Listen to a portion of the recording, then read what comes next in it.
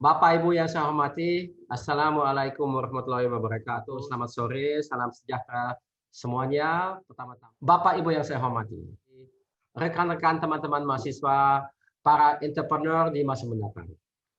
Saya di sini bicara sebagai seorang yang berpengalaman dalam kewirausahaan sudah cukup lama, dan saya boleh dikatakan di sini bahwasanya kalau perjalanan sebuah entrepreneur itu selalu ada pasang surutnya. Tidak semuanya yang kita hadapi sebagai pengusaha adalah cerita yang indah. Ada juga kegagalan, ada masalah, ada tantangan yang negatif, ada juga yang positif.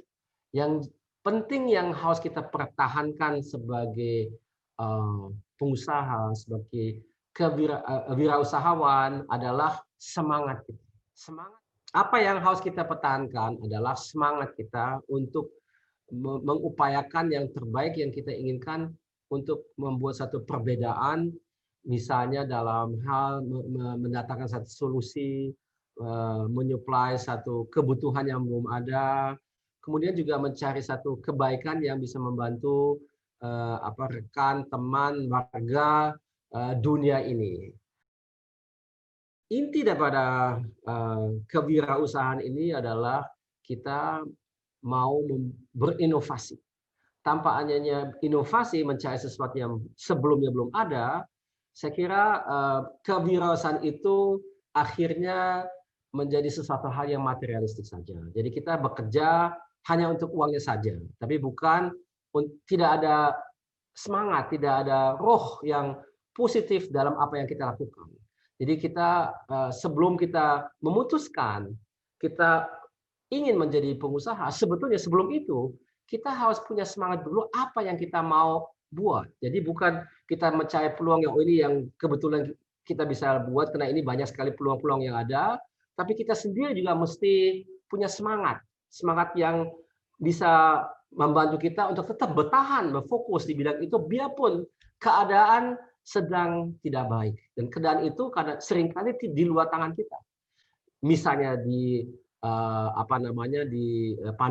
di masa pandemi Covid ini banyak sekali hal yang memang bukan masalah terkait dengan bisnis kita yang kita hadapi, tapi adalah satu hal yang eksternal, dan banyak sekali hal yang terjadi saat ini memang harus merupakan insentif untuk kita menyesuaikan bisnis model yang kita telah kembangkan.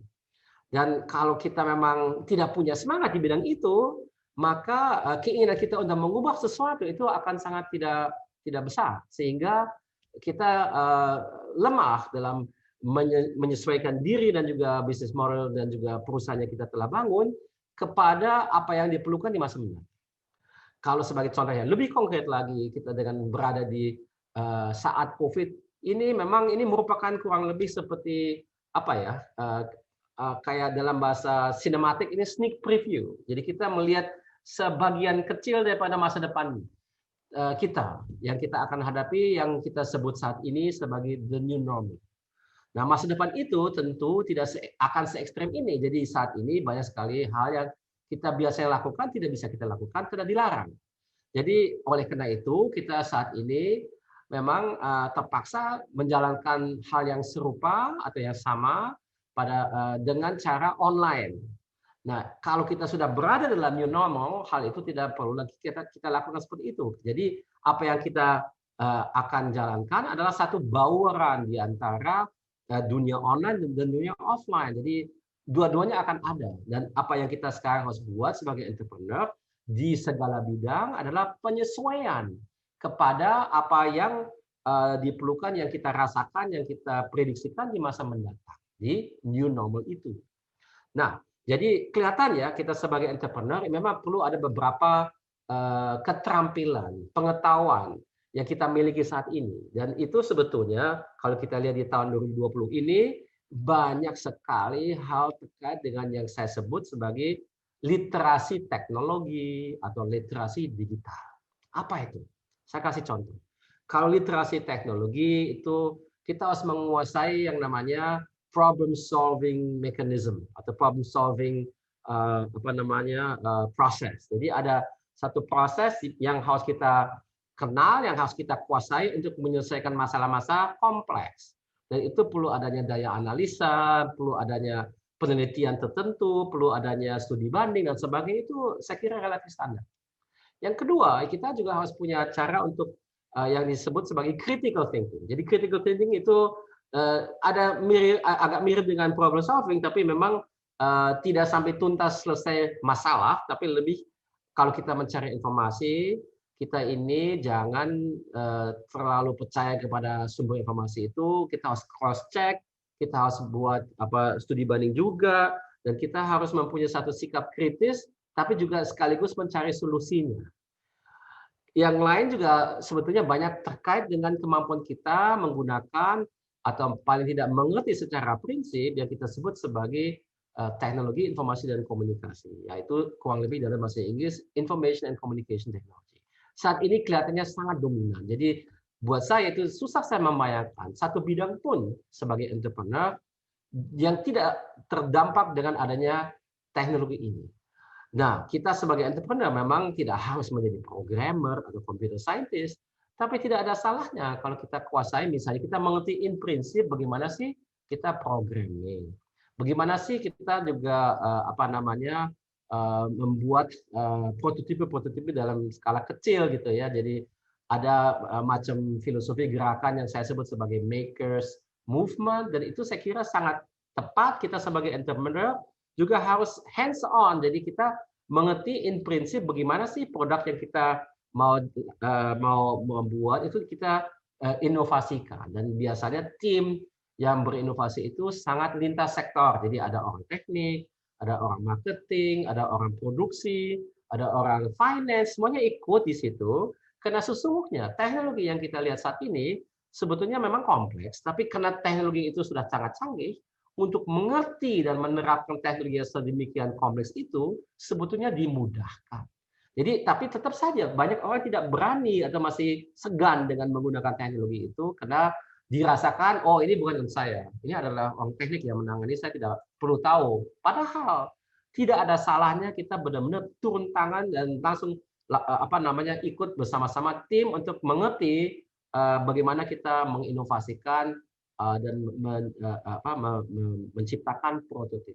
Jadi kalau kita menjadi entrepreneur, kita harus siap melalui proses itu. Jadi pertama kita harus kuasai yang tadi saya sebut sebagai inovasi dengan adanya beberapa kompetensi inti, core kompetensi yang tadi saya sebut, ya, problem solving process, critical thinking, ada beberapa digital kompetensi yang tadi saya sebut, diantaranya programming. By the way, banyak orang katakan ke saya, dia bilang, Mas Ilham, kenapa sih saya harus belajar programming, benar-benar nggak mau jadi programmer? Saya bilang, Anda bisa menulis? Iya. Bisa membaca? Iya. Apa Anda itu wartawan? Ya enggak juga kan? Kita kan semuanya memang adalah warga yang terdidik dengan adanya pengetahuan minimal ini, yang bahwa kita bisa berfungsi sebagai warga yang produktif. Kalau kita mengerti in prinsip programming, itu adalah bagian daripada meningkatkan produktivitas kita di masa mendatang. Sekali lagi saya tidak katakan kita semuanya harus jadi programmer, tapi saya kira perlu adanya pengetahuan terbatas tapi bermanfaat untuk kita lebih mengerti tantangan-tantangan di masa mendatang. Saya kasih contoh programming, banyak contoh-contoh lainnya yang bukan soal computer science, tapi harus kita ketahui itu bagian daripada pendidikan minimal sebagai warga produktif di masa mendatang. Dan itu berlaku bagi pengusaha, bagi teknisi, bagi buruh, bagi orang yang kerja di kantor, semuanya harus melalui proses yang sama. Jadi saya kira itu penting sekali sebagai seorang entrepreneur.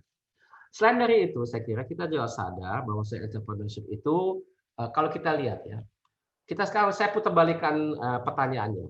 Saya bukan mencari tahu apa yang saya perlu ketahui sebagai entrepreneur, tapi saya putar balikan. Apa sebetulnya merupakan kegagalan entrepreneur selama ini yang utama? Banyak orang bilang, oh kegagalannya apa? Kurang uang. Oke, mungkin tidak ada pendanaan. Atau ada yang katakan, mentoring kurang. Oke, bisa saja mentoring kurang. Jadi kelihatan ya, di sini ada beberapa tantangan yang dihadapi. Memang pengusaha itu perlu uang untuk menjalankan apa yang dia ingin kembangkan. Di awal memang mau tidak mau kita harus cari uang dari diri kita sendiri, misalnya keluarga atau teman, karena sebelum kita ada sesuatu yang kita bisa tunjukkan kepada investor atau partner, siapa yang percaya dengan mulut kita saja dengan tulisan kita, itu perlu ada satu contoh yang kita tunjukkan. Yang kedua itu tadi kan saya bilang mengenai mentoring. Kita juga harus ketahui, harus sadar kita tidak serba tahu. Kita selalu ada kekurangan. Jadi yang kita sebetulnya ingin tanggulangi dengan adanya tim kita dalam perusahaan. Tetap saja kalau kita menjalankan itu, karena kita memang belum berpengalaman sebagai perusahaan, secara kelompok kita tetap perlu ada orang pihak ketiga yang memberikan masukan kepada kita sebagai mentor. Itu perlu dan seringkali memang merupakan kegagalan daripada sebuah perusahaan kalau dia memang perusahaan startup karena dia belum banyak pengalaman. Nah, yang ketiga sebetulnya itu adalah yang seringkali terjadi dan itu adalah bisnis modelnya sendiri. Bisnis model itu kadang memang juga perlu diolah, diasah karena seringkali belum cocok dengan keadaan. Itu kita memang harus punya satu daya tahan. Kita perlu adanya kegigihan, jangan kita cepat menyerah. Memang jarang itu bisnis model itu langsung benar. Saya kasih contoh, ada banyak sekali perusahaan-perusahaan yang sekarang jadi besar sekali, tapi sebelum dia besar, dia gagal beberapa kali. Tapi tetap kali dia gagal, dia gigih, secara iteratif dia membenarkan, membetulkan bisnis model. Dan yang terakhir itu kadang-kadang, itu memang adalah satu hal yang perlu adanya naluri. Dan naluri itu susah, tapi itu sesuai dengan statistik yang saya pernah baca adalah alasan utama kenapa perusahaan yang baru mulai itu, yang startup itu gagal, itu adalah timing. Jadi kadang kita sudah punya satu bisnis model, teknologinya sudah kita mengerti, uang ada, timnya bagus, mentornya ada, tapi waktunya belum siap, maksudnya peluang untuk kita yang kita pikir kita bisa gapai saat ini itu ternyata belum siap. Kenapa? Misalnya orang customer kita sebetulnya belum berkeinginan itu karena belum waktunya, atau juga infrastrukturnya belum siap, atau juga keperluannya yang secara makro bukan saja di customer tapi secara masyarakat dan negara itu juga kadang juga masih belum terlalu didukung. Jadi soal waktu itu memang sesuatu hal yang sulit sekali ditentukan oleh entrepreneur, karena untuk itu perlu adanya faktor, ya terus terang aja ada keberuntungan juga kadang-kadang ya. Saya kira ada banyak contoh yang ada di depan mata kita, orang yang tadinya tidak punya maksud membuat perusahaan, tapi tiba-tiba dia sadar, loh ini yang saya buat ini untuk diri saya, ini bermanfaat untuk banyak orang. Banyak sekali perusahaan yang menjadi besar sekali, dia mulai seperti itu. Jadi bukan dia dengan sengaja sudah mau mendirikan perusahaan, dia cuma kebetulan mau membuat sesuatu yang dirasakan diperlukan oleh dia sendiri dan teman-temannya, tapi ternyata itu menjadi satu keperluan yang sebelumnya tidak disadari, dan itu menjadi sangat sukses akhirnya. Jadi itu saya kira banyak sekali hal yang sebetulnya harus kita ketahui sebelum kita memutuskan untuk menjadi pengusaha atau entrepreneur.